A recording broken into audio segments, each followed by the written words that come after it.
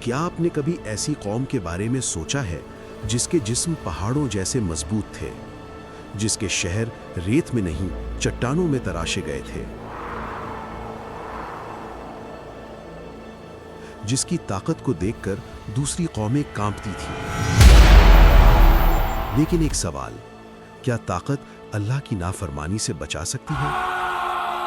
آج ہم ایک ایسی قوم کی کہانی سننے جا رہے ہیں جسے اللہ نے بے مثال قوت دی، لیکن جب انہوں نے غرور کو اختیار کیا تو وہی طاقت ان کی ہلاکت بن گئی۔ یہ کہانی ہے قوم عاد کی۔ قوم عاد کا ذکر قرآن مجید میں بار بار آتا ہے۔ یہ کوئی افسانہ نہیں، یہ کوئی مثال نہیں، یہ ایک حقیقی قوم تھی، ایک عظیم تہذیب اور ایک سخت امتحان۔ اللہ تعالیٰ نے اس قوم کو جسمانی طاقت، دولت، زمین اور ایسی نعمتیں عطا کی جو اس وقت دنیا میں کسی اور کو حاصل نہیں تھی،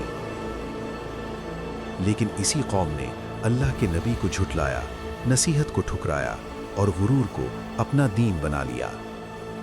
یہ داستان صرف ماضی کی نہیں، یہ آج کے انسان کے لیے بھی ایک کھلا پیغام ہے۔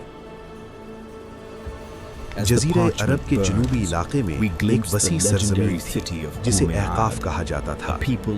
یہی قوم عاد آباد تھی۔ قرآن کہتا ہے، ارم ذات العماد، یہ وہ قوم تھی جن کے ستون آسمان سے باتیں کرتے تھے، ان کے شہر پہاڑوں میں تراشے گئے تھے،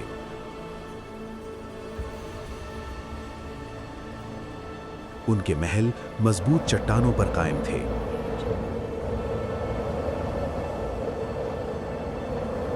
ان کے جسم غیر معمولی طاقت کے حامل تھے۔ یہ وہ لوگ تھے جو کہتے تھے، من اشد من قوہ، ہم سے زیادہ طاقتور کون؟ ان کی طاقت زبان پر تھی اور غرور دل میں۔ اللہ تعالیٰ نے قوم عاد کو کسی چیز کی کمی نہیں دی۔ بارشیں تھیں، سرسبز زمین تھی، مویشی تھے، اولاد تھی۔ قرآن میں آتا ہے کہ اللہ نے ان کی نعمتوں میں اضافہ کیا اور انہیں وسعت دی، لیکن نعمت شکر مانگتی ہے اور طاقت عاجزی۔ قوم عاد نے شکر چھوڑ دی اور عاجزی کو کمزوری سمجھ لی۔ وہ بتوں کے سامنے جھکنے لگے اور اللہ کو بھول گئے۔ اسی وقت اللہ نے ان کی طرف اپنا نبی بھیجا۔ یہ تھے حضرت ہود علیہ السلام۔ ایک نرم لہجہ، ایک مضبوط پیغام۔ وہ بولے، اے میری قوم، اللہ کی عبادت کرو، اس کے سوا تمہارا کوئی معبود نہیں۔ حضرت ہود نے انہیں طاقت کا انکار نہیں سکھایا، انہوں نے غرور کا انکار سکھایا۔ انہوں نے کہا، یہ طاقت تمہاری نہیں، یہ اللہ کی عطا ہے۔ لیکن قوم عاد ہنس پڑی۔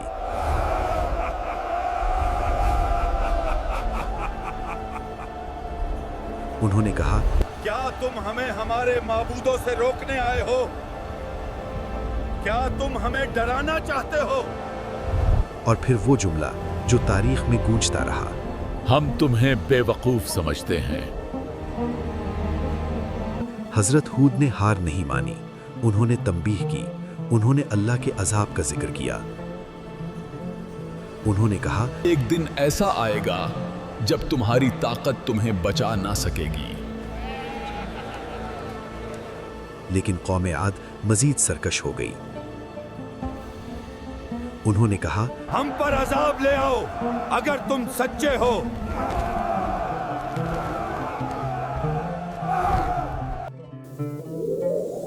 اسی وقت آسمان خاموش ہو گیا، بارش رک گئی، زمین سوکھنے لگی، سالے گزر گئے، قحط پھیل گیا۔ لیکن پھر ایک دن افق پر بادل نظر آئے۔ قوم عاد خوش ہو گئی، انہوں نے کہا، یہ تو بادل ہے جو ہمیں بارش دے گا۔ لیکن حقیقت کچھ اور تھی، وہ بادل بارش نہیں لایا، وہ عذاب لے کر آیا۔ قرآن کہتا ہے، فَأَرْسَلْنَا عَلَيْهِمْ رِيحًا صَرْصَرًا۔ ایک ایسی ہوا جو سرد بھی تھی اور تباہ کن بھی۔ یہ ہوا 7 راتیں اور 8 دن مسلسل چلتی رہی۔ محل گر گئے، چٹانیں لرزنے لگیں، طاقتور جسم تنکوں بن گئے۔ وہ لوگ جو کہتے تھے ہم سے زیادہ طاقتور کون ہے، وہ زمین پر کٹے ہوئے کھجور کے تنوں کی طرح پڑے تھے۔ کوئی چیخ کام نہیں آئی، کوئی پناہ نہیں ملی، صرف حضرت ہود علیہ السلام اور ان پر ایمان لانے والے بچا لیے گئے۔ قوم عاد صفحہ ہستی سے مٹا دی گئی۔ قوم عاد کی کہانی صرف تاریخ نہیں، یہ ایک آئینہ ہے۔ طاقت، ٹیکنالوجی، دولت اگر شکر اور اطاعت کے بنا ہوں تو وہ نجات نہیں بلکہ آزمائش بن جاتی ہیں۔ اللہ کسی قوم کو اس کی طاقت کی وجہ سے نہیں پکڑتا بلکہ اس کے غرور کی وجہ سے۔ آج کا انسان بھی جب خود کو بے نیاز سمجھتا ہے تو وہ قوم عاد کے راستہ پر ہوتا ہے۔ سبق واضح ہے، طاقت اللہ کی امانت ہے اور نافرمانی اس امانت کی خیانت۔ کیا ہم سیکھیں گے یا تاریخ کو صرف سن کر بھول جائیں گے؟ فیصلہ ہمیں کرنا ہے۔